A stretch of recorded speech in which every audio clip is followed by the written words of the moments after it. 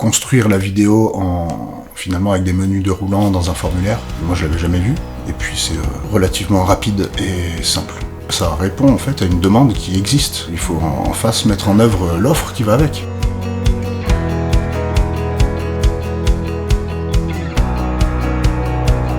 Les gens ont tendance à regarder un peu plus facilement une vidéo que des photos, simplement et faire défiler un ensemble de photos. La vidéo me semble beaucoup plus facile à visualiser. Aujourd'hui, je pense que c'est un support qui touche beaucoup plus de monde, la vidéo. La photo ne retranscrit pas cette impression-là d'être à l'intérieur du bien, de pouvoir y naviguer à l'intérieur.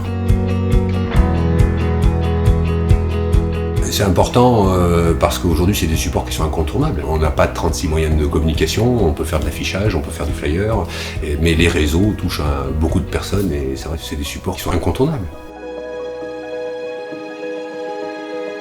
On a affaire aussi à une clientèle qui a besoin de travailler avec un individu plus qu'avec une marque. Ils ont besoin de travailler avec quelqu'un, avec une personne, un interlocuteur unique. Et pour ça, il faut aussi développer une certaine notoriété. En fait, on n'est pas une agence vitrée, on a besoin d'être reconnu dans le secteur. Et donc à partir de là, on a besoin de pouvoir se faire reconnaître sur les réseaux, sur différents supports.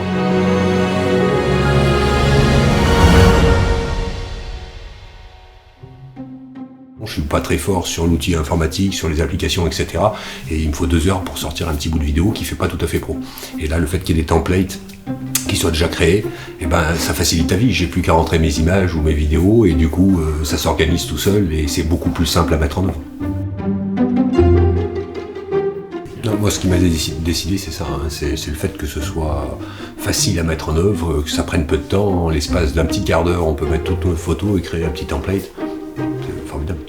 Et puis comme Danim intègre la charte colorimétrique et la charte de communication, effectivement, on n'a plus besoin de gérer ça.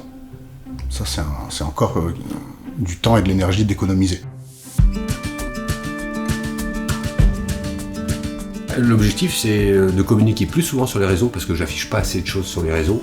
Et donc, c'est de communiquer sur différents thèmes, avec du recrutement, avec les biens à la vente, de la communication simple sur différents sujets. Et comme apparemment, il y a un certain nombre de templates qui permettent d'aborder tous ces sujets-là, c'est formidable. Le fait d'apporter ce travail supplémentaire, d'une part c'est différenciant avec ma concurrence, d'autre part mon client vendeur, lui, il apprécie que je mette en œuvre des moyens un peu différenciants, des moyens techniques élaborés pour vendre sa maison, pour la mettre en valeur sur les réseaux. Ça peut donner envie à d'autres futurs clients potentiellement de passer par mes services pour mettre en vente leur maison.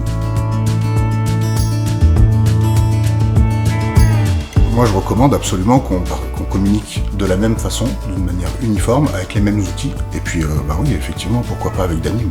C'est que mieux si on a tous le même support.